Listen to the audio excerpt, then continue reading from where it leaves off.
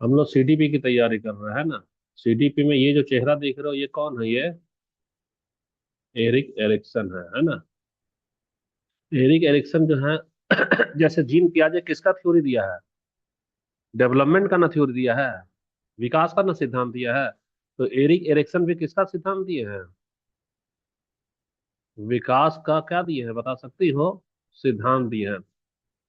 तो विकास का सिद्धांत दिए हैं, यानी कि एरिक एरिक्सन के अनुसार मानव का शुरू से में क्या होता है, जन्म होता है, और लास्ट में क्या होता है, मृत्यु। यानी कि यहाँ पे हम लोग लिख रहे हैं मृत्यु हो रहा है। तो जन्म से लेकर मृत्यु के बीच में का जो फासला है, उस फासला को कितने भाग में बांटे हैं? 8 भाग में बांटे हैं। कितने भाग में बांटे हैं? 8 भाग में। तो 8 भाग में यहाँ से लेकर यहाँ तक जो है, वो हम लोग हमारे लिए ज्यादा इंपॉर्टेंट है, क्योंकि ये 0 से लेकर 18 साल हो गया। 0 से लेकर 18 साल। लेकिन इधर तेरा 18 साल से इधर तुम्हारा वृद्धावस्था, वो उतना हमारे लिए इम्पोर्टेंट क्यों नहीं है? खासकर जब बीएड वाला स्टूडेंट है तो उसमें नहीं पूछा जाता, पूछता है बहुत कम पूछता है, क्योंकि तुम पियाजे का सिलेबस पे पढ़ो, चाहे एरिक एरिक्सन का सिलेबस, तुम बनोगे किस क्लास के टीचर? स्कूल की ना टीचर बनोगी। तो स्कूल का टीचर का बच्चा क्या रहेगा एज में? 0 से लेकर तुम्हारा 18 साल का ही ना रहता है। तो हमको 18 साल का बच्चे को पढ़ाना है, तो 18 साल का बच्चे को पढ़ाना है, इसीलिए अधिकतर थ्योरी मेरे लिए ये वाला इंपॉर्टेंट हो जाता है।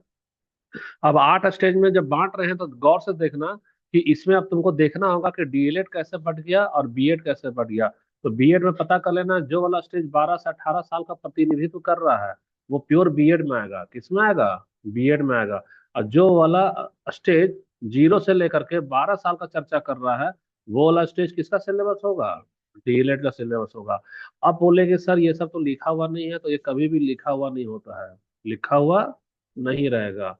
क्यों नहीं लिखा हुआ रहेगा? क्योंकि तुमको एज ए टीचर इतना होशियार होना चाहिए कि तुम सब्जेक्ट का स्ट्रक्चर को पकड़ सको। जैसे अब कई लोग बोलता है ना कि नोटिफिकेशन आएगा, सिलेबस आएगा तब ना पढ़ेंगे, तो वो लोग बेवकूफ होता है, क्योंकि उसको स्ट्रक्चर नहीं मालूम है। अगर स्ट्रक्चर मालूम है तो पहले से अंदाजा लग जाता है क्या क्या पढ़ना है, क्या क्या नहीं पढ़ना है।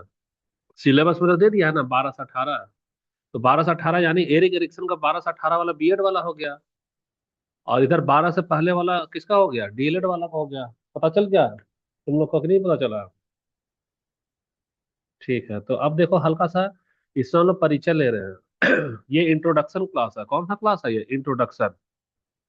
तो ये ही तो हमारे फोटो हो गया, ये एरिक एरिक्सन। आइंस्टीन जैसा दिखते हैं, मूछ वाला स्टाइल हमारा वैसा ही है ना। बाल का भी स्टाइल वैसा ही है। देखो, तो एरिक एरिक्सन सिर्फ एक सामान्य मनोवैज्ञानिक नहीं थे, वे मानव जीवन को जन्म से मृत्यु तक का यात्रा की तरह देखने वाले क्या थे? एक विचारक थे। तो उनका पूरा नाम क्या है? Erik Homburger Erikson. जन्म 1902 में कहाँ हुआ? जर्मनी में। मृत्यु कहाँ हुआ? 1994 में। विशेष बात देखो, उनकी खुद की जीवनी ही ये बहुत बड़ा थ्योरी दी है, आइडेंटिटी क्राइसिस। बच्चे लोग इससे जूझते हैं और बड़े लोग भी जूझते हैं। वह खुद को पहचान नहीं पाते हैं। जैसे मान लो बोल रहे कि ए जा करके मेरे लिए एक पानी ले आओ, तो तुम पहचान नहीं पाओगे हम इनका नौकर हैं क्या? हम तो स्टूडेंट हैं ना, हम तो पढ़ने आए हैं ना, हम तो पानी क्यों लाएंगे? तुम पहचान में खो जा रही हो। कभी कभी लग रहा हम नौकर हैं तभी हमको पानी मांग रहे हैं, और कभी लग रहा हम तो स्टूडेंट हैं, मेरा ये काम नहीं है। तो ये जो आइडेंटिटी क्राइसिस है, ये इनके साथ खुद ही गुजरा था। ये पैदा हुए थे जर्मनी में, लेकिन इनको लगता था लोग हमको यहाँ पे एडजस्ट नहीं कर रहा, लोग हमको यहाँ पराया समझ रहा है। जैसे एक होता है ना, बिहारी आएगा झारखंडी में तो आदिवासी बोले अरे ये तो बाहर का बाहरी है, दिकू है। उसी तरह से ये अपना आइडेंटिटी से ही ग्रस्त थे। हाँ।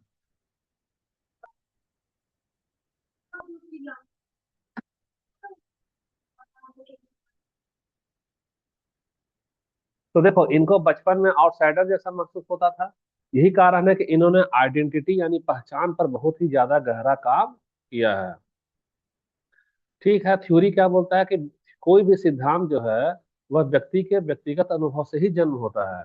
जैसे कोई बोलेगा कि इस दुनिया में कोई काम नहीं आता है, सिर्फ खुद का औलाद काम आता है, इसका मतलब वह उसका क्या है? व्यक्तिगत अनुभव है।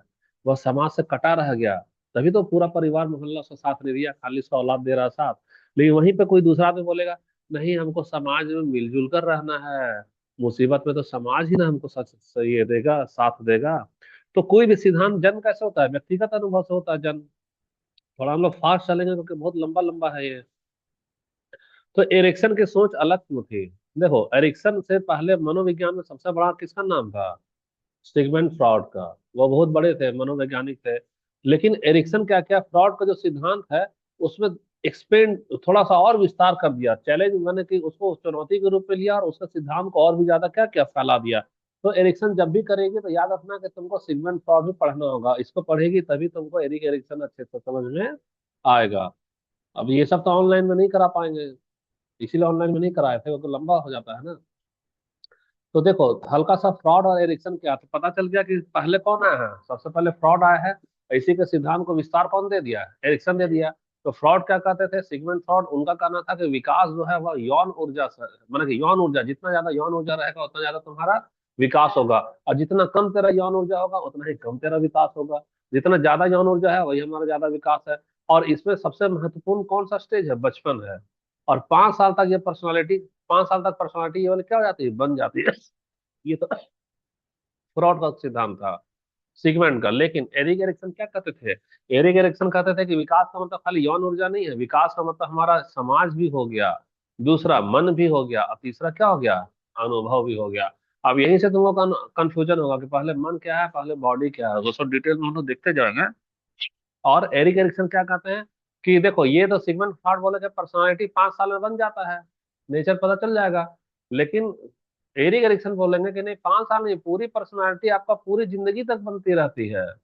ये खाली 5 ही साल में नहीं होगा, पूरी जिंदगी का जो 8 हिस्सा जो बांटे हैं, 8वां हिस्सा में तेरे लिए चैलेंज आएगा कि तुमको ये बनना है कि वो बनना है। अगर तुम्हारा अंदर से मजबूत हो तो तुम पॉजिटिव बनोगे, और अंदर से तुम कमजोर हो तो तुम नेगेटिव वाला हिस्सा में बन जाओगे, लेकिन बनना ही बनना है। तो हर एक उम्र में क्या है, एक नया तरीका का विकास है। अंतर थोड़ा सा देखते जा रहे हैं हम लोग सिगमंड फ्रॉड से। तो कोर डिफरेंस दोनों में क्या हो गया, देखो फ्रायड क्या बोलते हैं, फ्रायड बोलते हैं क्या कि विकास को जैविक पहलू तक सीमित किया गया है फ्रायड के अनुसार, यानी वो यौन ऊर्जा को न दिए हैं।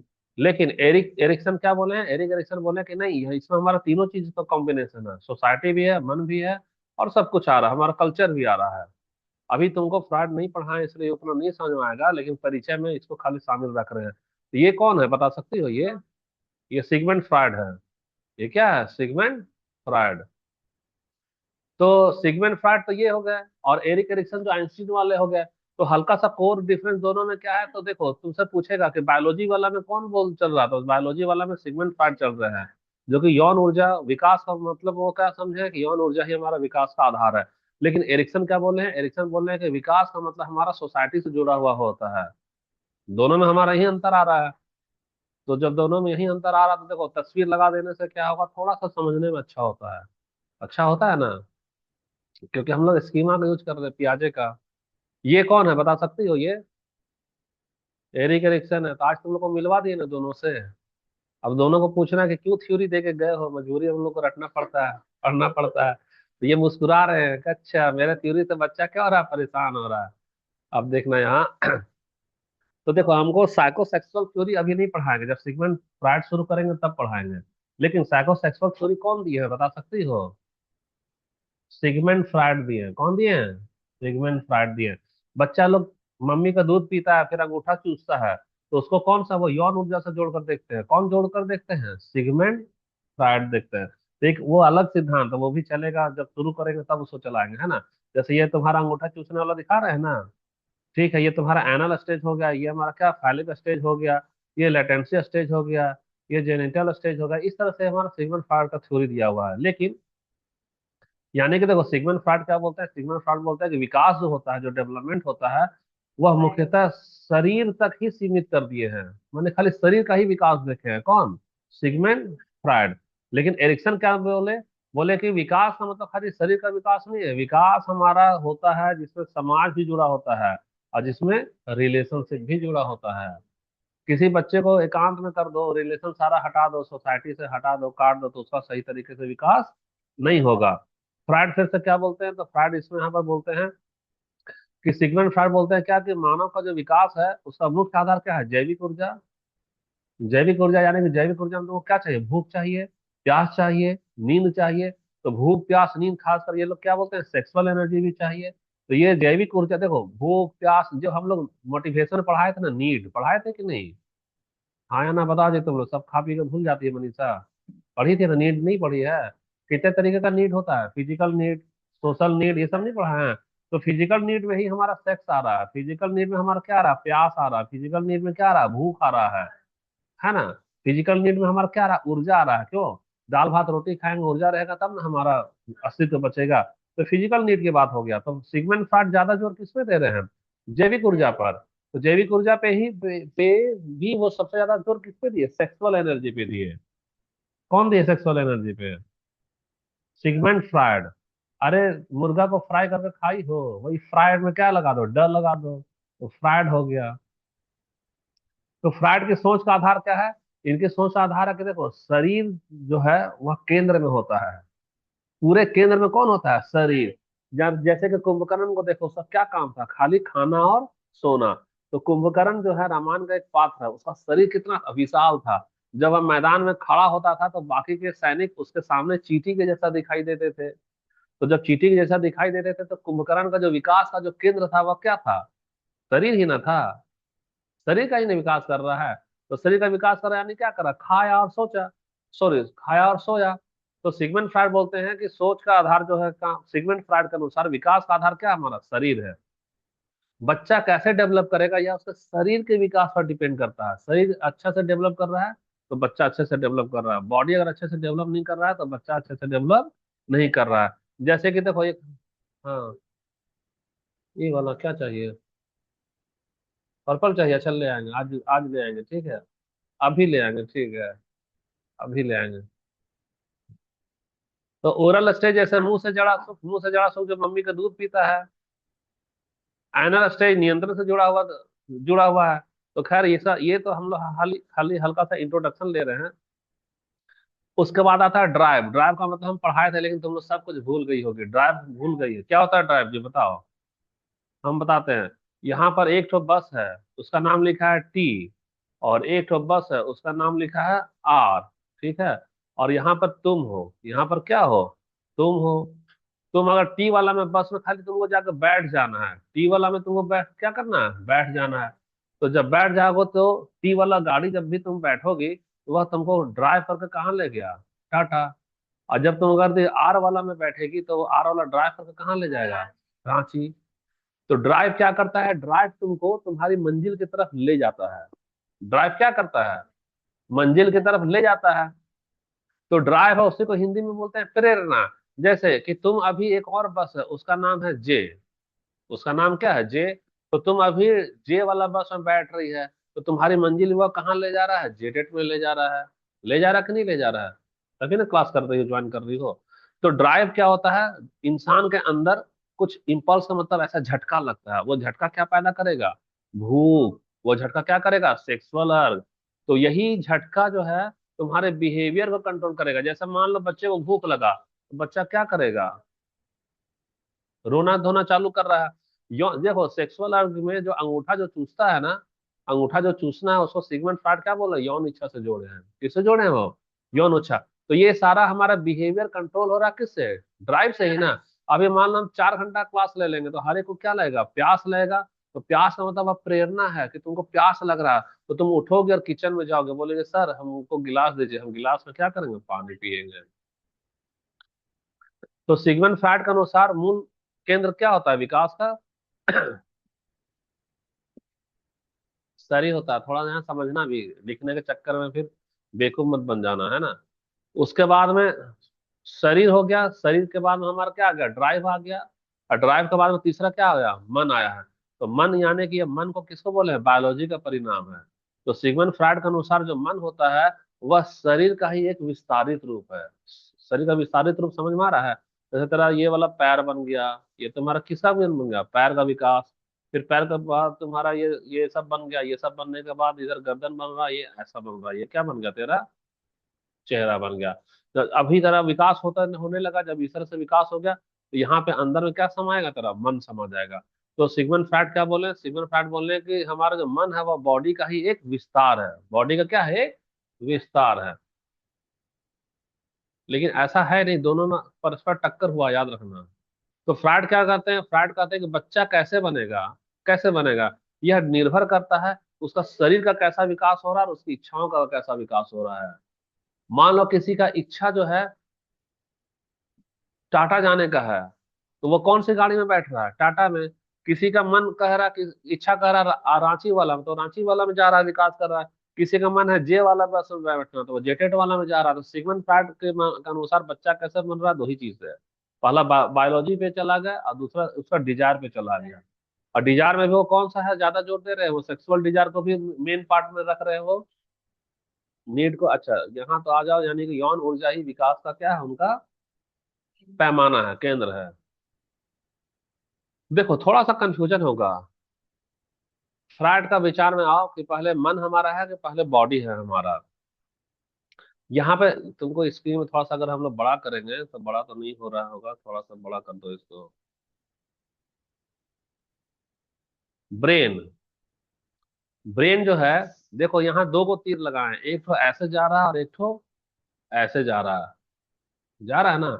और फिर यहाँ भी एक तो तीर हमारा ऐसे जा रहा है और एक तो ऐसे जा रहा है। उसका कुछ कुछ मतलब है। क्या मतलब है? ब्रेन कंट्रोल करता है किसको? बिहेवियर को। अब ब्रेन कंट्रोल करता है क्या? साइकोलॉजी को।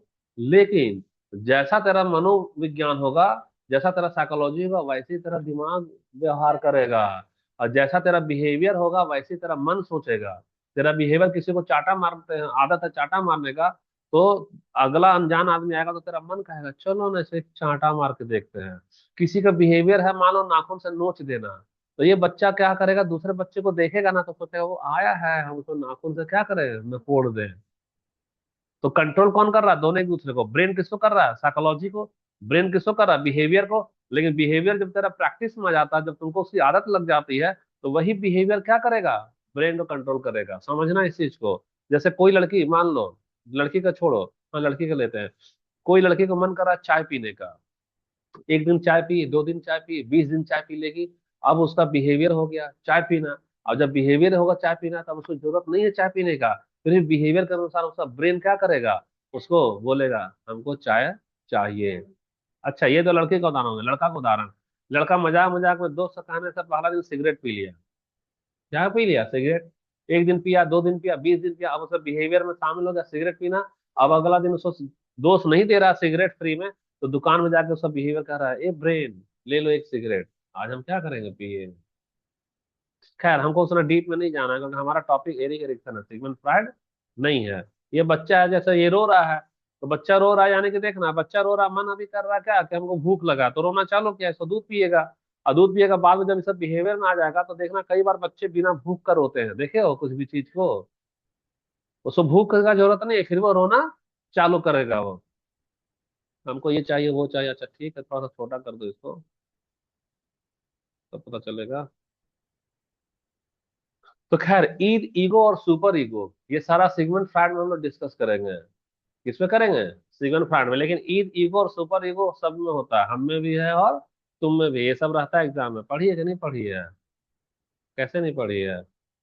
तुम भी नहीं पढ़ी है? मन क्या है? देखो, अभी हम लोग क्या बोले, सिगमंड फ्रायड क्या बोले कि शरीर का विस्तारित रूप ही वन मन है। यानी बॉडी कंट्रोल करता है किसको? मन को कंट्रोल करता है। तो मन क्या, सिगमंड फ्रायड के अनुसार मन जो है वह शरीर का क्या एक एक्सटेंशन है। यानी हमारा मन अलग से कोई जादुई चीज नहीं है, बल्कि सबसे पहले हमारा शरीर बना। तो शरीर किससे बना? बायोलॉजी से बना है। तो सिगमंड फ्रायड देखो, सोशल को महत्व दे रहे हैं कि बायोलॉजी को महत्व दे रहे हैं? तुम लोग सिगमंड बायोलॉजी को महत्व दे रहे हैं। तो यह हमारे शरीर यानी बायोलॉजी से ही पैदा हुआ, यानी कि शरीर पहले है, मन बाद में बनता है। ये किसका है? सिगमंड फ्रायड का है। फ्रायड ऐसा क्यों मानते थे? फ्रायड मानते थे कि इंसान के अंदर कुछ जैविक इच्छाएं होती है, जैसे भूख लगना, प्यास लगना। और वही जैविक इच्छाएं किसको नियंत्रित करती है? मन को नियंत्रित करती है। यौन इच्छा भी हमारा शरीर का जरूरत है, तो ये सब कहाँ से आती है? शरीर से आती है। इसीलिए इसको कहा गया ये ऐसी इच्छाएं हैं जिसका आधार क्या है? बॉडी है। तो जब बॉडी है, तो सिगमंड फ्रायड बोले कि बॉडी के अंदर ही तो मन समाया हुआ है। मन कोई बाहर से तो नहीं आता है, कोई पॉकेट में लेके हम लोग तो घूमते नहीं है, बॉडी के अंदर ना होता है। तो फ्रायड बोलते हैं कि मन जो है इन्हीं जैविक इच्छाओं को संभालने का क्या है? एक सिस्टम है। जैसे बहुत सारा कपड़ा है, तो अलमारी एक सिस्टम है जो बहुत सारा कपड़ा को खाना दर खाना में क्या करता है? संभालता है। तो खाना दर खाना को संभालने का अलमारी यहाँ पर किसका प्रतीक हो गया? मन का। अब बहुत सारा कपड़ा किसका हो गया? डिजायर का, जो हमारा बायोलॉजिकल डिजायर है। तो बच्चा भूखा है, भूख यानी शरीर की जरूरत है। तो वह क्या कर रहा, रो रहा है, यानी कि मन क्या करता है, तो देखो अब बच्चे का शरीर क्या बोला, हमको चाहिए भूख। तो मन उसका साथ दे रहा है, आ जा बाबू रोना चालू करो, तो बच्चा क्या करता है, रोता है। मन क्या करेगा, हर एक डिजायर में रिस्पॉन्स करेगा। अब तुमको डिजायर बहुत सारा पढ़ाए थे हमने पहले, लेकिन सिगमंड फ्रॉइड के अनुसार अभी हमको सिर्फ बायोलॉजिकल डिजायर चाहिए। कौन सा चाहिए, बायोलॉजिकल। तो ये हमारा हो गया प्यास। तो जब तुम्हारा होगा प्यास, तो यहाँ तुम्हारा, ये सिगमंड फ्रॉइड ने लिखे हैं, तो हम यहाँ पे लिख लें बायोलॉजिकल डिजायर। तो जब भी डिजायर होगा, तब यहाँ पर क्या होगा, रिस्पॉन्स होगा। जो रिस्पॉन्स करता है वो कौन करता है, मन। तो जब प्यास लगेगा, तो तुम जाओगे कहाँ पे, रसोई में जाकर क्या करेगी, पानी को पिएगी। अगर लग रहा है तुम्हारा भूख, तो यह भूख का मतलब ये बायोलॉजिकल डिजायर है, क्या अच्छे से लिखते हैं, ये है बी और ये है डी। बायोलॉजिकल डिजायर है, तो तुम्हारा मन रिस्पॉन्स करेगा। मन रिस्पॉन्स पर क्या करोगे, तुम अब खाओगी, खाना चालू ना कर रही है। तो इस तरह से होता क्या है, इस तरह से ये होता है कि शरीर हमको जब सिग्नल देता है, तो मन क्या करता है हमारा, रिएक्ट करता है।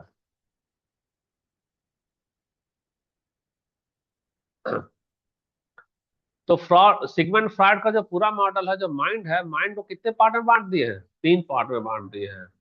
तो पहला वाला पार्ट क्या है, ईद। ईद का मतलब वह पूरी तरह से बायोलॉजिकल होता है। पूरी तरह से बायोलॉजिकल का मतलब देखो, बायोलॉजिकल डिजायर की बात कर रहा है। कौन से डिजायर की बात कर रहा है, बायोलॉजिकल डिजायर। यह सिर्फ सिर्फ इच्छा चाहता है, मुझे अभी चाहिए। जैसे मेरी बेटी, पापा हमको अभी ही दो, पापा हमको अभी दो। अच्छा ठीक है, तो ये अभी वाला मैं उदाहरण बायोलॉजिकल डिजायर का बेटी का नहीं था। बायोलॉजिकल डिजायर मतलब जो शरीर को चाहिए। देखना अभी तुम अगर खाना खाई होगी तो ठीक है, नहीं खाना खाई होगी तो पढ़ाई में मन नहीं लगेगा, अभी ही तुमको भोजन चाहिए, लगने लगेगा धीरे धीरे। फिर यही चीज तुमको रोचक से क्या हो जाएगा, अरोचक हो जाएगा। पहला तो हो गया ईद, दूसरा क्या होगा, ईगो। तो ईगो का मतलब लोग सोचता है घमंड, ये घमंड नहीं है। ईगो का मतलब घमंड नहीं है। ईगो क्या करता है, रियलिटी देखता है कि अभी पॉसिबल है या नहीं है। और दूसरा हो गया हमारा सुपर ईगो। सुपर ईगो किसकी बात करता है, नैतिकता का। देखो याद रखना, ये हम पढ़ा नहीं रहे हैं, ये हम लोग क्या दे रहे हैं, परिचय दे रहे हैं। परिचय दे रहे हैं क्योंकि तुम सिगमंड फ्रॉइड का समझोगी। ये हमारा सिगमंड फ्रॉइड का खाली हल्का सा परिचय दे रहे हैं, ताकि एरिक एरिक्सन का थ्योरी तुमको अच्छे से क्या करे, समझ में आ जाए। ये जब पढ़ाएंगे तो ये अलग से चलेगा, ईद क्या है, ईगो क्या है, सुपर ईगो क्या है। तो ईगो हमारा देखता है और सुपर ईगो क्या देखता है, नैतिकता की बात करता है कि क्या सही है क्या गलत है। तो ये तीनों भी आखिर में क्या है, बॉडी से ही ना जुड़ा हुआ है। बॉडी से जुड़ा हुआ यानी हमारा मन शरीर की जरूरत को पूरा करने के लिए बना है। हमारा मन किसकी जरूरत को पूरा करेगा, शरीर की। तो शरीर की जरूरत को पूरा करेगा। तो अगर भी शरीर कह रहा है क्या कि हमको पानी का प्यास लग, सॉरी अभी शरीर कह रहा है प्यास, ये किसकी जरूरत है, शरीर की। तो मन तुमको क्या देगा, पानी।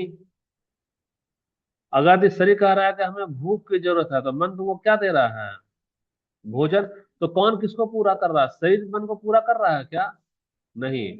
मन किसको पूरा कर रहा है, शरीर को। कौन पूरा कर रहा है,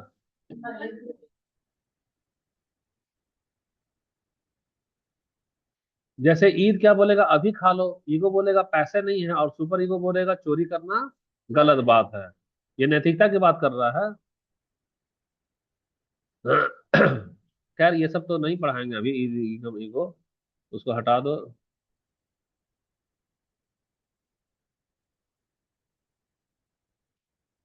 जैसे देखो एक बच्चा राहुल है, वह दुकान में चॉकलेट देखा, उसके पास पैसे नहीं है। अब पैसे नहीं तो उसके दिमाग,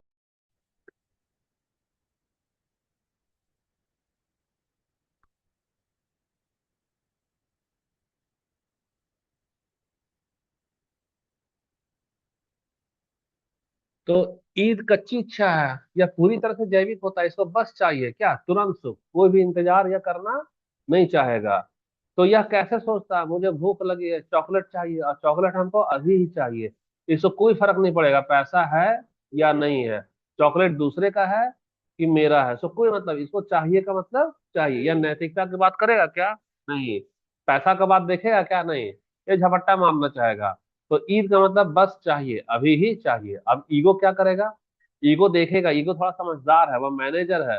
वो डिसीजन मेकर है। ईगो ईगो देखेगा क्या मेरे पास पैसा है चॉकलेट लेने का, तो लेंगे, नहीं है पैसा तो अभी नहीं लेंगे। तो ईगो सोचता है, ईगो बोलता है क्या, ठीक है चॉकलेट चाहिए लेकिन पैसे नहीं है। यानी इच्छा को समझता तो है लेकिन सिचुएशन को भी देखता है। कौन? ईगो।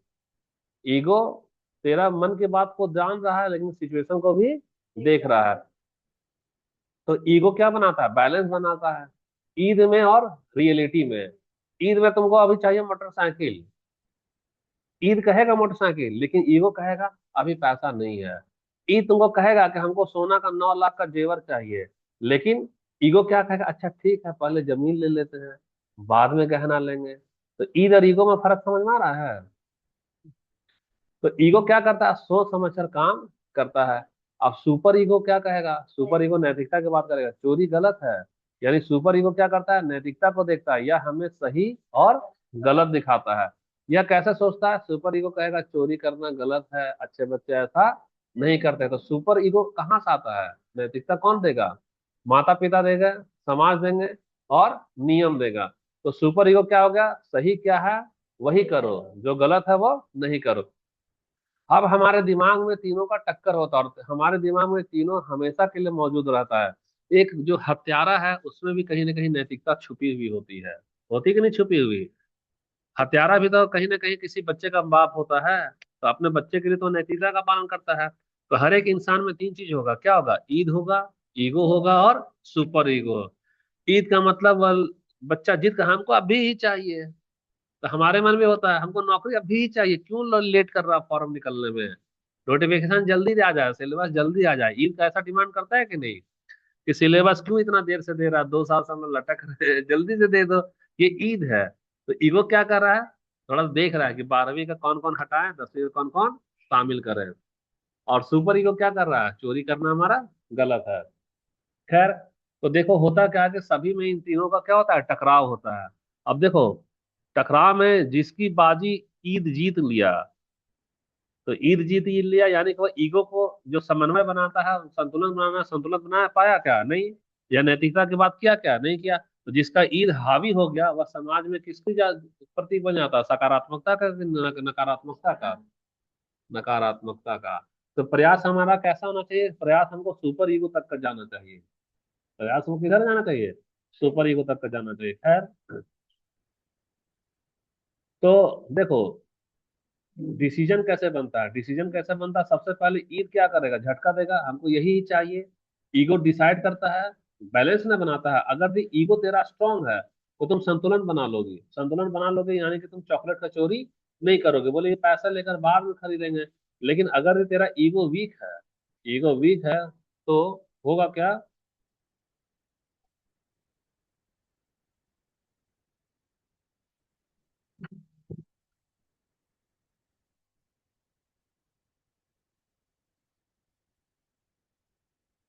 अगर ईगो वीक है तो ईद जीत जाएगा और क्या करेगा? चोरी कर लेगा। यानी रिजल्ट क्या है? तेरा बिहेवियर कैसा बनेगा? गलत बिहेवियर, तुम निगेटिविटी की तरफ में जाओगे। तो सिगमंड फ्राइड क्या बोलते हैं? बायोलॉजी जो ईद होता है वह किस क्या है? शरीर की इच्छा है। और जो सुपर ईगो है, जो नैतिकता है, वह किसकी इच्छा है? समाज की इच्छा, समाज का नियम। और ईगो क्या है? हमारा बीच का मेडिएटर है। अब यहाँ से तुमको हल्का हल्का फर्क पता चल रहा है? हाँ, कि अगर हम समाज का नियम को मानेंगे अच्छे से तो हम सुपर ईगो हमारा स्ट्रांग हो जाएगा। और अगर बीच ईगो यानी बीच का मेडिएटर हो गया और सिर्फ ईद की बात करते हैं, यानी ये हमारा क्या है? बायोलॉजिकल डिजायर हो गया।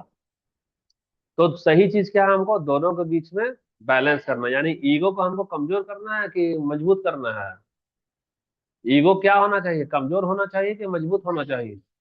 ईगो मजबूत होना चाहिए। और ईगो का मतलब अधिकतर लोग सोचते हैं कि घमंड, यहाँ पर घमंड नहीं है। ईगो का मतलब घमंड नहीं है यहाँ पर। तो ईद इच्छा पैदा करता है, सुपर ईगो नियम बनाता है, और ईगो दोनों के बीच में क्या है? संतुलन बनाता है। तो ईद ईगो सुपर ईगो, और ईगो हमारा क्या है? बैलेंस मेकर है, कोई डाउट नहीं होना चाहिए यहाँ पर। तो यहाँ पे गौर करो कि इच्छा कहाँ से आई है? शरीर से आई है। और मन उसको क्या किया है? हैंडल किया है। अब सिगमंड फ्राइड क्योंकि बायोलॉजिकल डेवलपमेंट की बात करते हैं ना, तो ये कहते हैं माइंड हमारा इंडिपेंडेंट नहीं है, वह किससे जुड़ा हुआ है, बायोलॉजिकल फोर्स का वह मैनेजर है, शरीर से जुड़ा हुआ है। इसलिए बिहेवियर जो होता है, जो किसी भी व्यक्ति का जो व्यवहार होता है, वह बायोलॉजिकल ड्राइव है। बायोलॉजिकल ड्राइव का मतलब वह बायोलॉजिकल नीड को पूरा करने के लिए ही व्यवहार करता है। किसी का व्यवहार पे अगर हम विश्लेषण करेंगे तो हमको उसका बायोलॉजिकल नीड को देखना होगा कि उसका नीड कौन सा ज्यादा स्ट्रांग हो जा रहा है, उसी अनुसार उसका व्यवहार क्या होता है, नियंत्रित होता है। इसी में नींद लगने लगा तुम लोग को, ये तो परिचय दे रहे हैं अभी। हाँ, फ्रायड के अनुसार मन यानी कि हमारा माइंड, और शरीर यानी बॉडी। तो मन किसको कंट्रोल कर रहा है, शरीर की जैविक इच्छाओं को क्या करता है, नियंत्रित करता है और व्यवस्थित करने वाला तंत्र है। इसीलिए मन जो है सो शरीर का ही एक्सटेंशन है। तो इम्पोर्टेंट चीज है, कई सारे साइकोलॉजिस्ट बोलेंगे कि बॉडी अलग है और मन अलग है, याद रखना। और ये साबित भी किए हैं वो लोग। लेकिन सिगमंड फ्रायड बोलते हैं कि माइंड हमारा अलग नहीं है, माइंड का मतलब क्या है, बॉडी का ही रिजल्ट है। और बिहेवियर कहाँ से आता है, बायोलॉजिकल ड्राइव से आता है। और माइंड क्या करता है, उन ड्राइव को मैनेज करता है। तो यहाँ पे यही ना कार्टून हम लगाए थे, तो ये कार्टून लगाए थे तो ठीक है, इसमें से हम लोग, दिख रहा है ना एक बार में।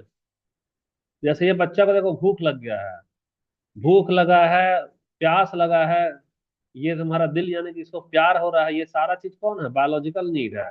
तो जब बायोलॉजिकल नीड है तो यहाँ पर हमारा मन क्या कर रहा है, उसको रेगुलेट करेगा। तो मन रेगुलेट करेगा तो देखो, ये ईद में विलेन है, ईद देख रही हो यहाँ पे, विलेन है ना ये बोल रहा हमको अभी ही चाहिए। अगर मान लो बायोलॉजिकल नीड में किसी को किसी से लगाव हो गया, तो कहेगा हमको अभी ही शादी करना है, हमको कुछ नहीं करना, अभी ही चाहिए। मान लो किसी को भूख लग रहा है तो ईद बोले हमको अभी ही चाहिए खाना, अभी ही पिज्जा चाहिए, अभी हमको पाव रोटी चाहिए, मुझे अभी चाहिए, बच्चा कह रहा है ना। लेकिन ईगो थोड़ा समझदार है, ईगो क्या बोल रहा है, रुक जाओ, पहले नफा देख लेते हैं, पहले नुकसान देख लेते हैं, फायदा है कि नुकसान है, मेरे बस का है कि बस का नहीं है। ठीक है। और नैतिकता की बात कौन हो गया, हमारा सुपर ईगो हो गया, वो सुपर ईगो की बात कर रहा है। ये तो तुम्हारा एक हिस्सा हुआ, सिगमंड फ्राइड। पहले सिगमंड फ्राइड आए हैं, बहुत ही जाने माने मनोवैज्ञानिक थे। बाद में कौन आए, एरिक एरिक्सन। तो एरिक एरिक्सन क्या कहते हैं, देखो एरिक एरिक्सन ये कह रहे हैं, अभी तुम लोग जितना नींद लेना है ले लो, अभी 20 ही पेज हुआ है, अभी 20 पेज बचा हुआ है। इसलिए आ रहा है क्योंकि हम लोग अभी पैसिव लर्निंग करा रहे हैं, तुम लोग सुन रही हो और हम क्या कर रहे हैं, बोल रहे हैं।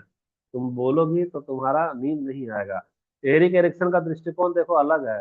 एरिक एरिक्सन सिगमंड फ्रायड का थ्योरी को और भी क्या करते हैं, आगे बढ़ा देते हैं। आगे बढ़ाते हैं, एरिक एरिक्सन बोलते हैं कि सिर्फ शरीर का डेवलपमेंट नहीं है, हमारा किसी भी जो बच्चा का जो विकास है, वह बायोलॉजिकल डेवलपमेंट के अलावा सोसाइटी भी जुड़ा हुआ है उसमें, समाज भी हमारा उतना ही महत्वपूर्ण है। इसीलिए इसका नाम क्या दिया गया मालूम है, इसका नाम दिया है मनोसामाजिक सिद्धांत। इसका क्या नाम दिया है, मनो, और यहाँ पे है सामाजिक, सामाजिक सिद्धांत। मनो का मतलब होगा साइको, PSYCHO, साइको। इसको क्या कहेंगे, सोशल। और ये हमारा कहेंगे डेवलपमेंट थ्योरी, डेवलपमेंट थ्योरी। तो साइको सोशल डेवलपमेंट थ्योरी। अच्छा, अब फिर तुमको बोल देगी कि सर आप वाइगोस्की में भी कुछ कुछ समाज की बात किए थे, तो सब वाइगोस्की किस तरह से अलग हो जा रहा है। तो वाइगोस्की जो है सब मनोविज्ञान की बात नहीं किया है, वाइगोस्की किया है सिर्फ समाज की बात और कल्चर की बात। वाइगोस हाँ, वाइगोस्की के अनुसार समाज भी चाहिए, और क्या चाहिए, संस्कृति चाहिए। लेकिन एरिक एरिक्सन इन लोगों से भी आगे बढ़ गए, ये कहे समाज, तो समाज में तो संस्कृति आता ही है, अब बोले मनोविज्ञान भी चाहिए। इसीलिए इनका थ्योरी का नाम है मनो सामाजिक विकास का सिद्धांत।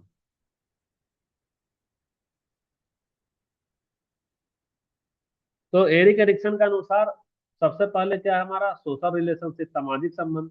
सामाजिक संबंध में क्या बनता है, परिवार है, स्कूल है, दोस्त है, ये सब हमारा बच्चों को क्या देता है, सेप देता है।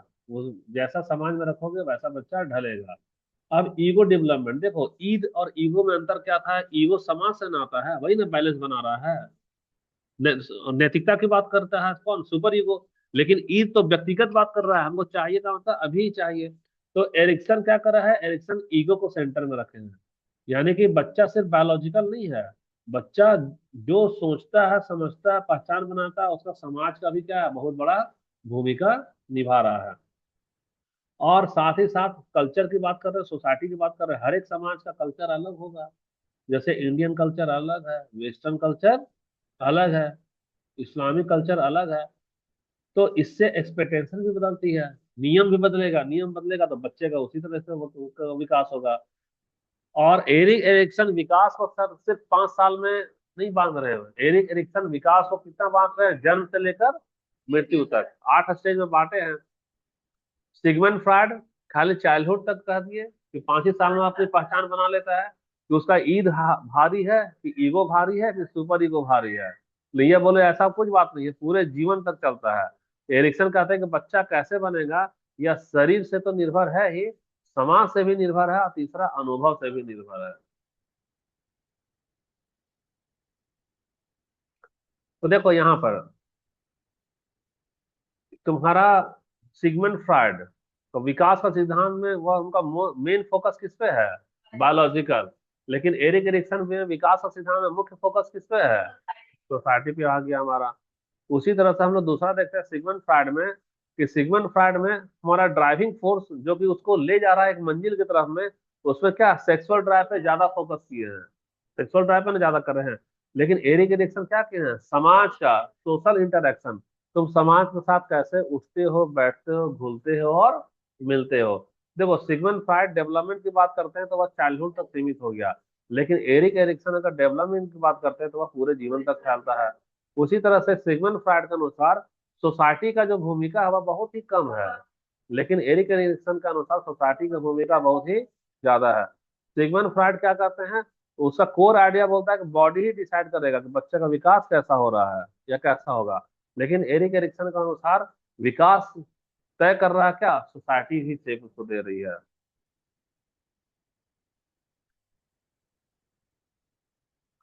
जैसे मान लो एक छोटा सा बच्चा अमन है, तो अमन का बिहेवियर डिपेंड करेगा, किस पे डिपेंड करेगा, सबसे पहले अमन का इंटरनल इच्छा।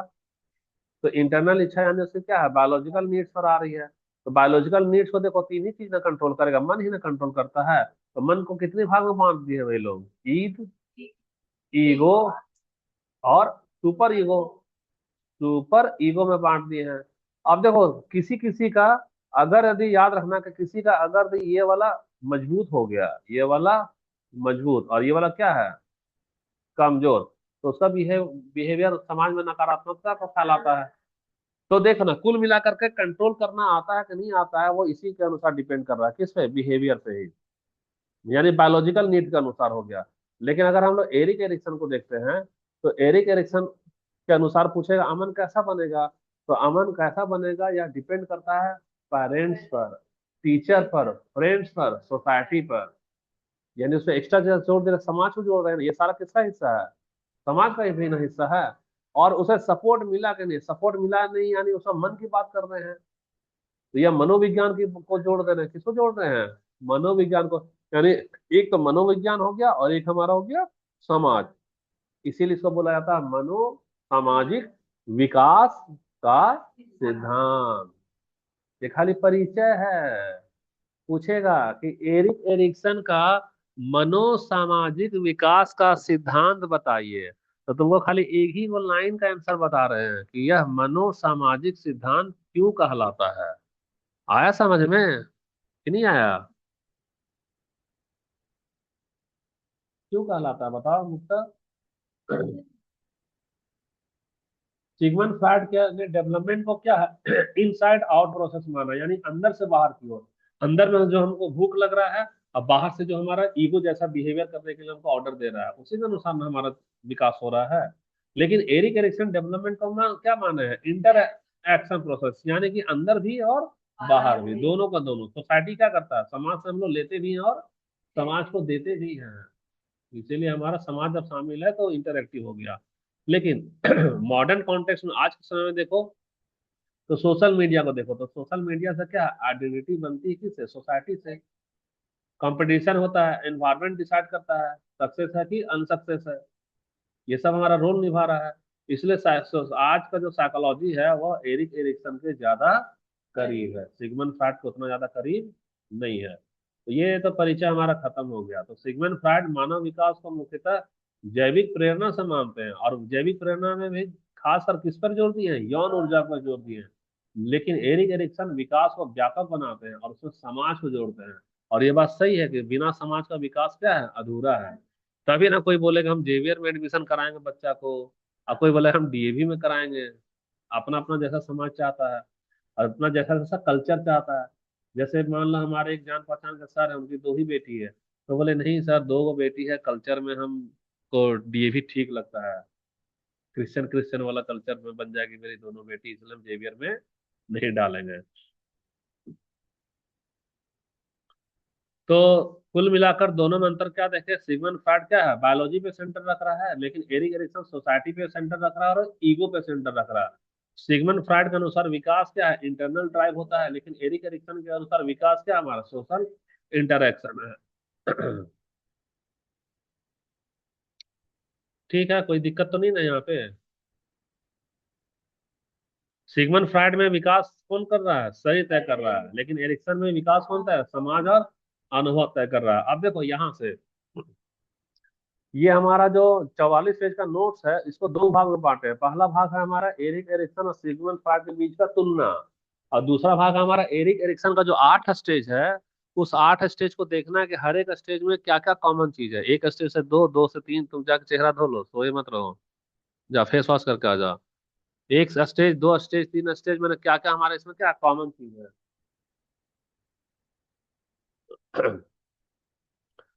तो इसका दूसरा भाग शुरू हो रहा है। एरिक एरिक्सन का 8 स्टेज है ना, तो हर एक स्टेज में क्या क्या क्या कैटेगरी में बांटा गया, तो देखना कुछ कॉमन कैटेगरी है जो हर एक स्टेज में पाया जाएगा।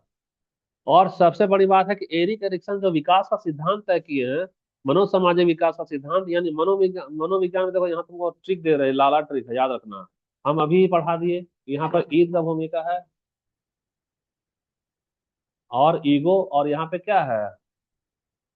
हाँ बेटा,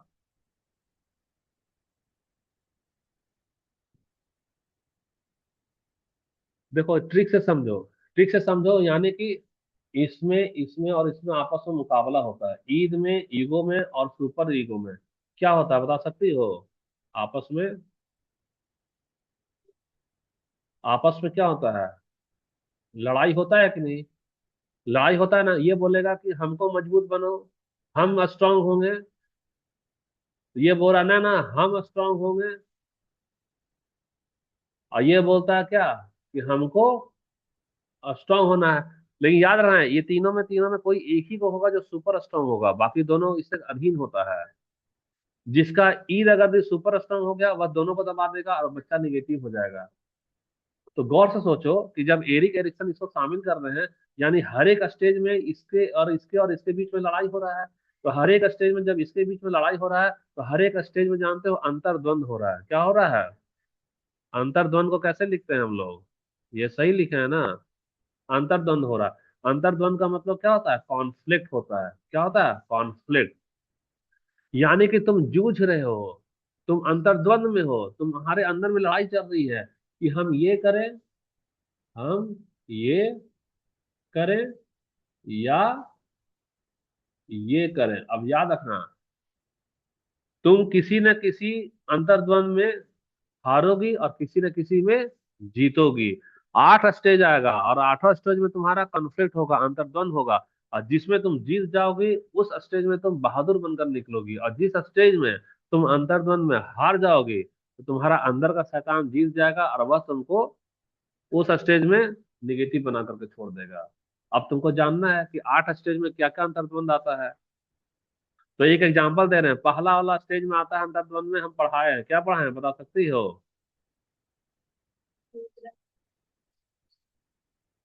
हाँ, ट्रस्ट वर्सेस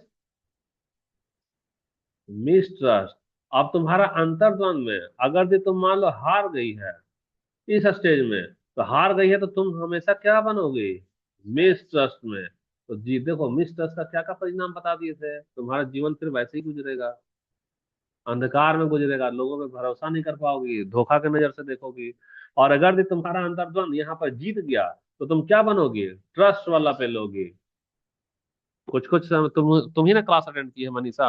बाकी लोग तो किया नहीं क्लास अटेंड। तुमको तो कुछ भी नहीं समझ में आएगा मुक्का। दूसरा वाला स्टेज का क्या नाम था बता सकती हो? ऑटोनोमी। फिर यहाँ पे लिखे थे वर्सेस, लिखे थे ना। फिर यहाँ पर क्या लिखे थे हम लोग? सेम। और यहाँ पे क्या लिखे थे बताओ? डॉट। अब सोचो, ये तुम्हारा अंतर्द्वंद है। ये दूसरा स्टेज में अंतर्द्वंद है। अगर ये तुम यहाँ पर जीत गई हो तो तुम क्या बनोगी? ऑटोनोमी। और यहाँ पर अगर तुम हार गई हो तो क्या बनोगी? Same and dot. तो ये पढ़ा नहीं रहे हैं, ये खाली इंट्रोडक्शन दे रहे हैं। आज तुम लोगों को दोनों चीज शुरू से ही पढ़ा देंगे। तो एरिक एरिक्सन का 8 स्टेज स्टेज है, यानी 8वां स्टेज में क्या गुजरेगा? अंतर द्वंद गुजरेगा।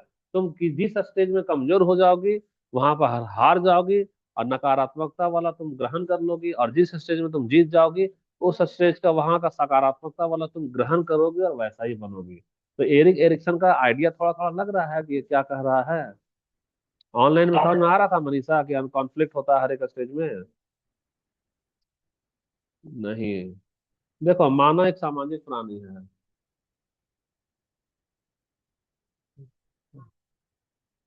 हाँ बेटा, आते हैं। इंसान अकेले विकसित नहीं होता। परिवार, समाज, संस्कृति सब मिलकर क्या है? व्यक्तित्व बनाते हैं। अगर बच्चा प्यार भरे माहौल में बड़ा होता है तो उसका क्या बनता है? कॉन्फिडेंस बनता है। लेकिन बच्चा को डरा डरा कर बात बात में टोको, जैसे ये आई एक चांटा मार देंगे, "ए, जाओ उधर पढ़ाई कर रहे हैं", तो बच्चा में क्या होगा? मिसट्रस्ट हो जाएगा। मिसट्रस्ट हो जाएगा तो वह क्या है? एनक्सियस बन जाएगा, वो चिंतित रहेगा, परेशान रहेगा। दूसरा क्या? विकास एक यात्रा है, कोई घटना नहीं है कि कोई घट गया। विकास कोई एक बार होने वाली चीज नहीं है, लगातार चलने वाली प्रक्रिया। जैसे बच्चा सीखता है चलना, फिर किशोर में सीखता है क्या? पहचान बनाना। वयस्क में सीखता है क्या? जिम्मेदारी निभाना। तो चल ही रहा ना ये। और संघर्ष ही विकास का आधार है। यानी कि देखो, हर एक स्टेज में तुमको संघर्ष आएगा। अभी तो पढ़ा रहे थे। और संघर्ष में दो ही तरीके के लोग होते हैं। पहला होता है कि ये जो बच्चा रहेगा ना, तू ये सोचेगा कि संघर्ष खत्म। अरे भैया, जैसे संघर्ष आएगा रोना चालू, मेरे पास है। और दूसरा वाला बच्चा क्या रहेगा? जितनी बार संघर्ष आएगा उतनी बार ना उसको ऐसे देखा, अरे ये संघर्ष है, आने दो ना संघर्ष को। होता कि नहीं होता है? कुछ लोग अपनी जिंदगी में हार जाते हैं, कुछ लोग अपनी जिंदगी में जीत जाते हैं। तो जीतने वाला का जिंदगी में संघर्ष कभी खत्म होता है क्या? नहीं। और हारने वाला जब रोता है तो क्या रोने से उसका संघर्ष खत्म होता है क्या? नहीं। तो संघर्ष तो चलता रहेगा जन्म से मृत्यु तक। डिपेंड करता है कि तुम साइकोलॉजी अगर इस्तेमाल की हो तो तुम हार रही हो कि जीत रही हो। तो संघर्ष ही हमारा विकास का आधार है। तुम संघर्ष में अगर रोते रहेगी तो तुम्हारा विकास क्या रहेगा? अवरुद्ध होगा। और संघर्ष में तुम अगर मुस्कुराते रहेगी तो तुम्हारा विकास क्या होगा? मजबूत होगा। तो हर एक स्टेज में तुम्हारे पास समस्या आएगा। और गौर से देखना, तुम ना जाओ भगवान जी को नारियल चढ़ा, हे भगवान जेटेट में पास कर जाए, पास कर गई। दोबारा, हे भगवान हमको नौकरी में दे दो, नौकरी में आ गई। हे भगवान जांच परीक्षा चल रहा था, मेरा सर्टिफिकेट में स्पेलिंग का मिस्टेक है, किसी तरह से इसको सुधरवा दो। एक संघर्ष खत्म नहीं होगा, दूसरा आएगा। आता है कि नहीं? और हर एक संघर्ष में दो ही चीज है, या तो तेरा दिल चूहा बन जाएगा या तो तेरा दिल क्या बन जाएगा? बब्बर शेर। कुछ लड़की लोग तो एग्जाम ही नहीं भरी है, सीटेट वाला फॉर्म नहीं ना भरी, क्या कह के? सर अभी ना मेरा तैयारी नहीं इसलिए फॉर्म नहीं भरे हैं। यानी तुम संघर्ष था और तुमको फॉर्म भरना था ना, तुम फॉर्म नहीं भरी। तो नहीं भरी तो तुम्हारा विकास क्या हो रहा है? रुक रहा है। तो समस्या व्यक्ति को क्या बनाती है? मजबूत बनाती है। नींद तुम्हारा फटेगा जब पार्ट 2 चालू करेगा, उसमें एनिमेशन यूज किए हैं। कार्टून जो ग्रुप में भेजे थे ना, वो पार्ट 2 में चालू होगा। तो एरिक एरिक्सन क्या कहते हैं? एरिक एरिक्सन कह रहे हैं कि देखो, सबसे ज्यादा एपिजेनेटिक प्रिंसिपल, यानी कि एरिक्सन का सबसे गहरा पूछा जा, यार यूपीएससी वाला को हटाओ, इसको हटाओ। एपिजेनेटिक प्रिंसिपल क्या होता है? कि विकास एक निश्चित क्रम में होता है और हर एक चरण पिछले चरण पर आधारित हो रहा है। यानी कि तुम्हारा 8 स्टेज में बांटे हैं। अगर जो तुम पहला स्टेज को जीत गई तो संभावना है दूसरा भी जीतोगी। लेकिन पहला है ही स्टेज में तुम अगर हार गई है तो संभावना है दूसरा वाला को भी क्या करोगे? हार जाओगे। उदाहरण दे रहे हैं, कोई लड़की सीटेट का फॉर्म नहीं भरी, ये कह के सर अभी मेरा तैयारी नहीं है, याद रखना, वो एक साल नहीं भरी है ना, अगला साल जैसे ही आएगा उसका दिल कहेगा फॉर्म भरे कि नहीं भरे, इस बार भी तो मेरा तैयारी नहीं है। और तीसरी बार जब फॉर्म आएगा ना, तो डर के मारे भर तो देगी, लेकिन उसका दिल बोलेगा क्यों भर दी हो, तैयारी तो इस बार भी तेरा नहीं है, क्योंकि तुम पहले स्टेज में क्या करी, हार गई है। तो हर एक स्टेज में संभावना रहेगा हारने का। इसलिए क्या करें, प्रयास करना चाहिए जीतने का, क्योंकि अभी बाकी का 8 स्टेज आना बाकी है, अभी बुढ़ापा आना बाकी है, अभी हमको मौत के मुंह में समाना बाकी है। इसलिए अभी से हार को स्वीकार करना नहीं सीखो, हार से लड़ना सीखो, जीत को अपनाना सीखो, संघर्ष को करना सीखो। हार और जीत तो ऊपर वाला तय करेगा, प्रयास को करना सीखो और मुकाबला को करना सीखो। तो सबसे पहले तो नींव मजबूत होगा, फिर दीवार और फिर छत। अगर तेरा नींव खराब हो गया तो दीवार भी खराब होगा, छत भी खराब हो जाएगा, पूरा घर तेरा क्या बनेगा, कमजोर बनेगा। तो जैसे कि साइकोलॉजी में मान लो कि हमारा ट्रस्ट अगर ये सही नहीं हुआ तो जिंदगी भर तेरा समस्या होगा।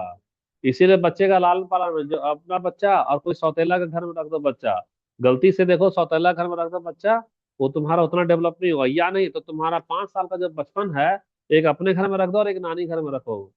तो नानी घर में मामा कभी चाटा लगा दिए, कभी वहां चाटा लगा दिए, बाद में तुम अपने घर ले आओ जरूर। तो ये 5 साल तक जो बच्चा अगर दूसरे घर में रहकर पल बढ़ गया, उसका नेचर और अपने घर में पला हुआ बड़ा हुआ बच्चा का नेचर में दोनों में क्या आता है, फर्क होता है, जमीन आसमान का फर्क होता है।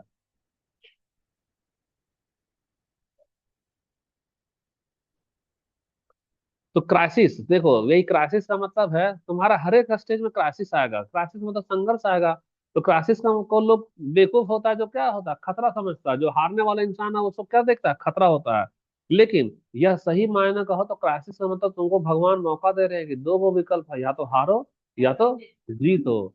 सीटेट का फॉर्म आया तो तेरे लिए क्राइसिस हो गया, या तो फॉर्म भरो या तो फॉर्म नहीं भरो, दोनों में से क्या है, कोई एक है।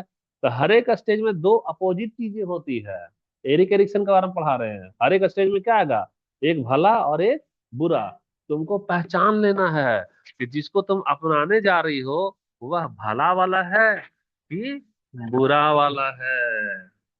अब बहुत लोग बुरा वाला को अपना लेते हैं, उनको पहचान ही नहीं है कि जिसको आप अपना रहे हैं वह क्या है, उनका बुरा कर रहा है भविष्य उनका।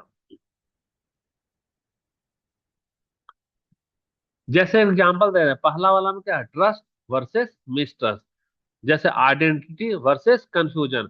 तो इसीलिए एरिक एरिक्सन का जब भी स्टेज पढ़ेगी तो यहाँ वीएस लगा रहेगा, एक रहेगा वर्सेस। तो वर्सेस का मतलब याद रखना, एक तेरे लिए अच्छा पहलू है, एक तेरे लिए अच्छा पहलू है और एक तेरे लिए बुरा पहलू, दो ही मौका दे रहे हैं तुमको अपनाना है। या तो समझदार हो तो इसको अपना लो, और बेवकूफ है तो इसको अपना लो। तो ये सब पकड़ पा रही थी कि हर एक में वर्सेस वर्सेस क्यों लिख रहे हैं। ऑनलाइन में कभी नहीं होगा ये सब मनीषा, याद रखना, क्योंकि ऑनलाइन में टाइम लिमिट होता है ना 30 मिनट। अभी देखो ये 56 मिनट चला जा रहा है, 1 घंटा हो रहा है ना, तो इसमें ज्यादा मौका मिलता है ना समझाने का। ये तेरा जड़ यहाँ बनेगा ऑफलाइन में, ऑनलाइन में उतना जड़ नहीं बनेगा। इतना देर में लड़की लोग सो जाती है और हम भी फ्लैट हो जाते हैं, ये लोग जवाब नहीं देती ऑनलाइन में। देखो मुक्ता भी बैठे बैठे सो रही है, 10 बार जमाई ले चुकी है। तो इसका परिणाम क्या होगा, देखो अगर तुम पॉजिटिव साइड को ले रही हो यानी तुम जीत रही हो, यानी पूरी जिंदगी में तुम विकास करोगी। लेकिन तुम अगर भी नेगेटिव साइड को अपना रही हो तो पूरी जिंदगी में तुम्हारा क्या आएगा, समस्या आएगा। और सीडीपी को इसलिए अच्छे से पढ़ाते हैं, हमारे सर कहते थे सेंट्रल यूनिवर्सिटी में कि बेटा इसको अच्छे से पढ़ो, मत समझो तुम एग्जाम के लिए पढ़ रहे हो, तुम जिंदगी का एग्जाम के लिए पढ़ रहे हो, तुम्हारी निजी जिंदगी बहुत अच्छी गुजरेगी अगर ये तुम सीटीपी का थ्योरी अच्छे से समझोगे। ये तो हमारे पर्सनल लाइफ में भी काम आता है कि नहीं, हर एक स्टेज में तेरे लिए है ना। या तो तुम पॉजिटिव चुनो या तो निगेटिव चुनो। और जो लोग निगेटिव चुनता है उसको वह यानी वह समस्या चुन रहा है और दोष देगा, भगवान आप तो मेरे है ही नहीं, आप तो हमेशा हमको मुसीबत में ही डालते हैं। वो ये नहीं सोच रहा कि वह चुनाव ही कर रहा है किसका, समस्या का। हो रहा है कि नहीं स्वाति।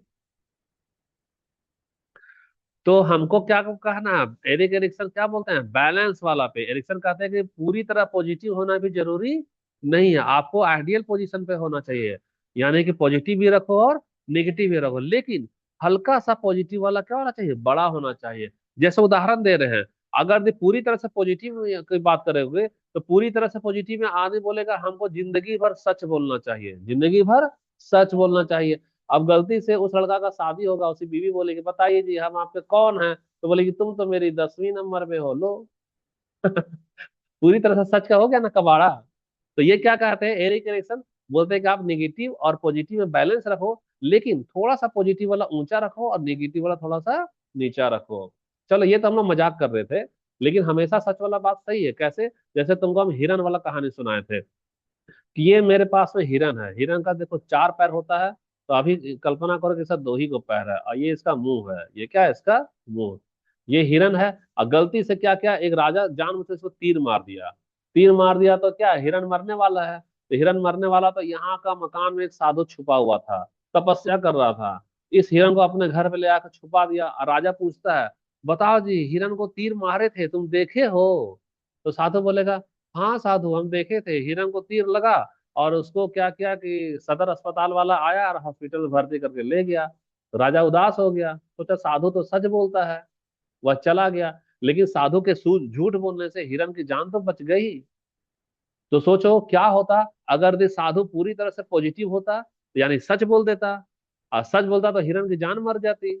यानी कि एरिक एरिक्सन बोलते हैं कि नहीं नहीं, पूरी तरह से पॉजिटिव होना नहीं है, आपको निगेटिव रखो, लेकिन निगेटिव वाला को थोड़ा सा रखना, और पॉजिटिव वाला को बहुत ज्यादा नहीं, तो पॉजिटिव वाला को निगेटिव से थोड़ा सा क्या करना, ऊंचा रखना। यानी हाँ, नेगेटिव को हावी नहीं होना देना, ऊंचाई ज्यादा, स्ट्रांग ज्यादा क्या होना चाहिए, पॉजिटिव। देखो ये वाला पॉजिटिव वाला को क्या रखना है, स्ट्रांग रखना है।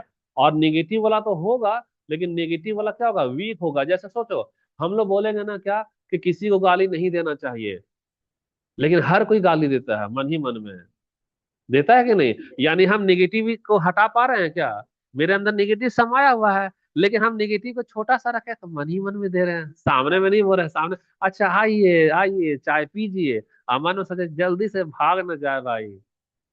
कल ना मेडिकल इंश्योरेंस वाला आया, बहुत पका रहा था, हम उसे मीठे मीठे बोला आइए बैठिए, मुस्कुरा रहे हैं, आप सोच रहे हैं जल्दी से भाग न जाए भाई, क्यों हमको ये डिस्टर्ब कर रहा है। तो निगेटिव तो रहेगा ही रहेगा, लेकिन उसको वीक रखना है, और पॉजिटिव क्या रखना है, स्ट्रांग रखना है। नींद फट रहा है मुक्ता? थोड़ा सा मिसट्रस्ट भी होना जरूरी है, क्योंकि तुम पूरी तरह से ट्रस्ट करोगी तो चोर आएगा बोलेगा, आ जा बाबू हम तुम्हारे पापा हैं, अब बच्चा उसमें भरोसा करके चला जाएगा। तो जिंदगी में मिसट्रस्ट भी होना जरूरी है, मतलब तुमको निगेटिविटी भी रखना जरूरी है, लेकिन उसको क्या रखना है, स्ट्रॉन्ग की वीक, वीक रखना है। तो स्ट्रॉन्ग किसको रखना है, पॉजिटिविटी को स्ट्रॉन्ग रखना है। अब बताओ सिगमंड फ्रॉइड ज्यादा अच्छे थे कि एरिक एरिक्सन ज्यादा अच्छा है? एरिक एरिक्सन है। और यहीं से तुम्हारा ईगो वाला आ जा। तो ईगो आइडेंटिटी क्या होता है? ईगो यह व्यक्ति की स्थिर पहचान, स्टेबल आइडेंटिटी, मैं कौन हूँ। मैं कौन हूँ, जैसे मानो तुमको भूख लगा है, तुमको चॉकलेट मन में आ रहा है, तुमको चॉकलेट चाहिए, तो तुम्हारा ईद बोलेगा चॉकलेट चाहिए, लेकिन ईगो क्या बोलेगा, ठहरो हम टीचर हैं, कैसे झपट्टा मार खा ले। है ना? मान लो ईद कह रहा है हमको चाय चाहिए, रसगुल्ला चाहिए, और ईगो बोलेगा तुमको तो डायबिटीज है, कैसे खाओगे, रोकता है कि नहीं रोकता है? तो मैं क्या बनना चाहता हूँ, खैर देखो, तो यही है, पहचान कौन बनाता है बता सकती हो? ईगो ही हमारी पहचान बनाता है, वो घमंड वाला ईगो नहीं, ये वाला ईगो जो बैलेंस करता है। अगर तुम बैलेंस कर ली तो तेरा पहचान अच्छा बनेगा। मान लो रश्मि को डॉक्टर बोला है कि रश्मि तुम अपना वेट कम करो, तो ना ईद बोल रहा है देखो रश्मि रसगुल्ला है खा जाओ, और ईगो बोलेगा नहीं डॉक्टर को बोला है वेट कम करने के लिए, तो इसकी पहचान क्या बनेगी, कम वाला पहचान बन रहा है। अगर बैलेंस कर ली और ईगो कमजोर पड़ गया और ईद हावी हो गया, तो डॉक्टर बोलेगा नहीं रश्मि हम तेरा वेट कम नहीं कर सकते हैं।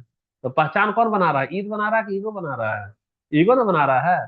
तो ईगो बना रहा है, इसीलिए बोलता है यहाँ ईगो आइडेंटिटी। अब समझो यहाँ से सब बेसिक स्टार्ट हो रहा है। आइडेंटिटी क्या है, ईद है कि ईगो है? ईगो है। ईगो डिसाइड करता है तुमको क्या बनना है। जैसे तुम्हारा ईद कह रहा है क्या कि गवर्नमेंट जॉब चाहिए, कौन सा, गवर्नमेंट जॉब। ईद कह रहा है, ईगो, ईगो अगर जो तुम उसी अनुसार प्रयास कर रही हो तो ठीक है, सरकारी टीचर बन जाएगी। और नहीं प्रयास करी तो जाओ हाउस वाइफ बनकर रह जाओ। अगर यदि हाउस वाइफ कब बन जाएगी, जब तुम्हारा ईगो क्या हो जाएगा, कमजोर हो जाएगा।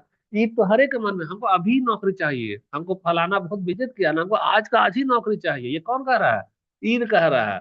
और ईगो बैलेंस बना रहा है, ठीक है हमको पढ़ना होगा, नोट्स बनाना होगा, अगर मजबूत है डेली नोट्स बनाओगे, डेली पढ़ोगे, डेली क्लास करोगी। और अगर ये ईगो कमजोर है, सर को बोल दिए थे 8 बजे आएंगे, छोड़ो ना 9:30 बज रहा है, चले जाते हैं अभी। ये क्या दिखा रहा है, ईगो तुम्हारा कमजोर है कि मजबूत है? कमजोर है। अगर लेट से आ रही हो तो ईगो तेरा कमजोर है। तो जब ईगो कमजोर है तो तेरे जीवन में क्या आएगा, समस्या कि समाधान? समस्या आएगा। इसलिए 8 बजे बोलती है तो कितने बजे आना चाहिए? 8 बजे। मुक्ता खाई आराम से पैदल आ रही, 9:30 बजे पहुंच रही है ना सब कोई। तो इसे तो लोग मेन पीपीटी अभी नहीं लगाया, मेन पीपीटी बाकी है। मेन पीपीटी टाइम से आती ना दूसरा वाला शुरू करते, नहीं तुम लेट की तो सोचे चलो आज इंट्रोडक्शन वाला चालू कर देते हैं। तो अगर जो तुम पहचान बना ली हो, यानी कि हमको जेटेड, देखो डिमांड ईद कर रहा है, जेटेड निकालो, याद रखना। और ईगो क्या कह रहा है कि ठीक है हमको निकालना चाहिए। तो ईगो अगर तेरा स्ट्रांग है तो तुम डेली पढ़ेगी, डेली पढ़ेगी, डेली पढ़ेगी। लेकिन ईगो तेरा कमजोर हो गया, तुम कंफ्यूज करेंगे। हम सीधी भी सकेंगे कि नहीं सकेंगे, मेरा तो अंग्रेजी बहुत खराब है, मेरा तो ये बहुत खराब है। तुम हमेशा कंफ्यूज रहोगे, और जब कंफ्यूज रहोगे तो तुम्हारा डायरेक्शन लेस हो जाएगा। कभी एक दिन खूब सीटीपी पढ़ ली, अगला दिन 10 दिन रेस्ट कर दी, फिर अगला दिन खूब व्याकरण व्याकरण किए जा रही है, फिर अगला दिन रेस्ट कर ली। तो ईगो कमजोर नहीं होने देना है। और ईगो ही पहचान तेरा बनाता है। ईगो मजबूत है तो हम लोग बोलेंगे वह बहुत ही जिम्मेदार स्टूडेंट है, पंक्चुअल स्टूडेंट है। ईगो कमजोर हो गया तो बोला अरे वो लेट लतीफी है, वो अपसेंट वाला, आएगा 2 दिन और 2 दिन सोएगा। तो ईगो जिसका मजबूत है वह कैसा व्यक्ति बनता है? क्लियर सोच, उसकी सोच क्लियर रहेगी, वह स्टेबल पर्सनालिटी रहेगा। एक बार टाइम टेबल बना लिया वैसे ही चलेगा वह। और डिसीजन उसका कैसा होता है, स्ट्रांग होता है। लेकिन जिसका ईगो कमजोर होता है, उसको बोलेगा बहकाने वाला ना तुरंत बहका देगा, तुरंत दूसरी दूसरी की बातों में आ जाएगा, बहुत जल्दी वह कंफ्यूज हो जाएगा। और ये, और सबसे बड़ी बात है लाइफ में वह हमेशा इनस्टेबल रहेगा। कभी दवा का दुकान खोलेगा, कभी राशन का दुकान, देखेगा नहीं आसपास में। एक पड़ोसी था, अब 75 का दुकान खोल दिया था पटना में। उसके यहाँ नीचे जाते थे, पहले फोटो कॉपी दुकान था, 2 महीने बाद राशन दुकान खोल दिया, 2 महीने बाद वो दवा दुकान खोल दिया, फिर ऊपर में मालूम चला वो हॉस्टल चला रहा है। कंफ्यूज रहता है, वो करे तो क्या करे। तो जब कंफ्यूज रहता है ना, यानी उसका ईगो कमजोर हो गया। जब ईगो कमजोर हो गया तो उसको बोलते हैं आइडेंटिटी क्राइसिस। उसको क्या बोलते हैं? आइडेंटिटी क्राइसिस बोलते हैं। और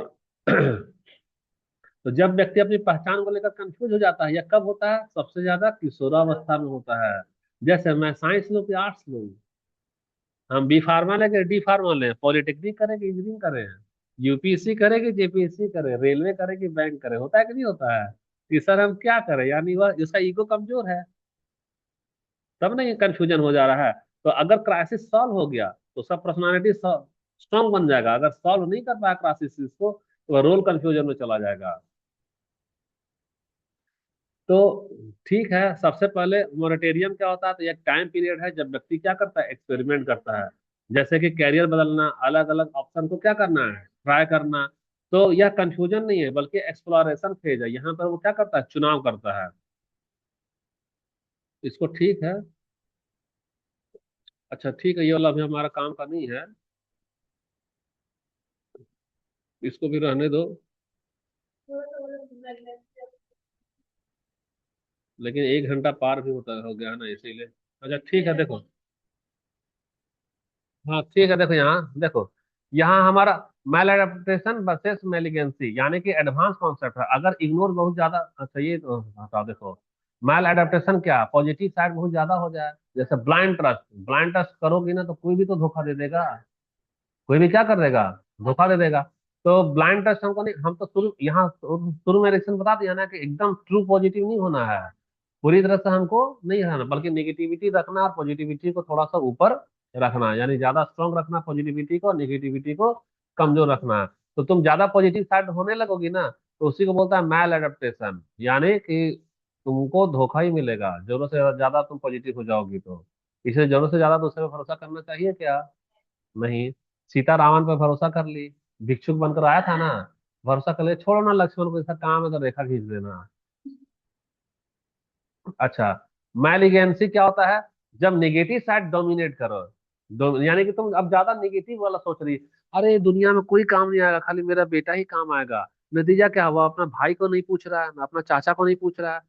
तो ऐसा दुनिया चलता है क्या? ये बात तो सच है कि औलाद ही काम आता है, लेकिन रिश्तेदार भी तो काम आता है। लेकिन कई लोग ऐसा सोचता है हमको खाली अपने बच्चे के बारे में सोचना है, तो यानी उसका ज्यादा झुकाव क्या हो गया, निगेटिव की तरफ हो गया। कोई टीचर किसी स्टूडेंट को मान लो सपोर्ट कर रहा है, कोई फैमिली वाला किसी को सपोर्ट कर रहा है, और बहुत सारा ऐसा उदाहरण देखना तुम अपने आसपास में, पड़ोस में ही कोई राशन का दुकान है, कोई दवा का दुकान है, प्यार से तुमसे बात कर रहा है, लेकिन तुम्हारा अगर मैं लेकिन से हावी है तो तुम ये मीठा मीठा बोल रहा है, सोच रहा है हम इसका कस्टमर बने रहे। होता है ना ऐसा। तो जरूरत से ज्यादा नेगेटिव वाला सोचोगी ना, तो तुम्हारा नेगेटिव साइड डोमिनेट करेगा, तो तुम हमेशा क्या करोगे, मिसट्रस्ट करोगे, दूसरे का भरोसा नहीं करोगे। कोई अच्छा बात भी बोलेगा, छोड़ो ना, तुम हमको फुसला रहे हो, हमको तो सब मालूम है। तो फिर करे क्या? तो करे क्या यानी कि हमको ना तो ज्यादा पॉजिटिव होना है, न ज्यादा नेगेटिव होना है। हमको कैसा होना है मुक्ता, बताओ? बैलेंस होना है। खूब सोए जाओ, सोए सोए आँख तो जरा डूबा डूबा दिख रहा है। तो हमको कैसा होना चाहिए लाइफ में? काफी बैलेंस होना चाहिए। अब यहाँ पर कल्चर का रोल आता है। एरिक्सन बोलते हैं कि विकास हमारा यूनिवर्सल है, वह किसी से मतलब नहीं रखता है, लेकिन हमारा जो कल्चर है वह एक्सप्रेशन कल्चर होता है। यानी कल्चर हमारा क्या है, उसका छाप छोड़ता है। एक्सप्रेशन का मतलब क्या होता है, छाप छोड़ना। जिस कल्चर में रहोगे वो कल्चर अपना छाप छोड़ता है कि नहीं छोड़ता है? जैसे इंडियन कल्चर है तो हमारा फैमिली को ज्यादा महत्व देते हैं। वेस्टर्न कल्चर है तो हम लोग फैमिली को महत्व देते हैं क्या?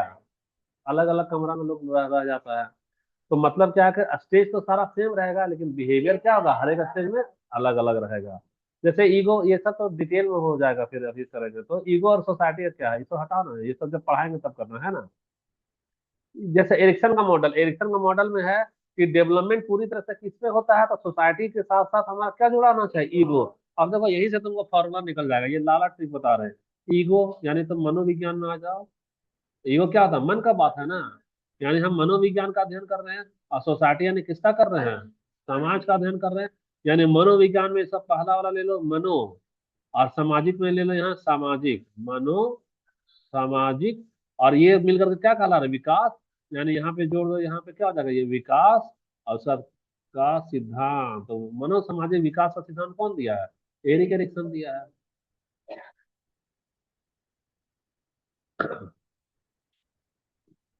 इसका मतलब कोई भी व्यक्ति अकेला डेवलप नहीं करता है, समाज उसको क्या देता है, सेव देता है। जैसे टीचर क्या कर रहा है, कॉन्फिडेंस बढ़ाता है, और सोसाइटी क्या करती है, उसको आइडेंटिटी बनाती है। सोसाइटी उसको क्या दे रही है, पहचान बना रही है। हम लोग डॉक्टर हैं या इंजीनियर हैं, किसके लिए है? एक डॉक्टर खुद का ऑपरेशन कर पाता है क्या? समाज का ऑपरेशन करता है, यानी समाज में पहचान बनता है। एक टीचर है, हम टीचर, हम खुद को पढ़ाएंगे कभी? हम समाज को ना पढ़ाएंगे। तो पहचान मेरा कौन तय कर रहा है, हम कि समाज?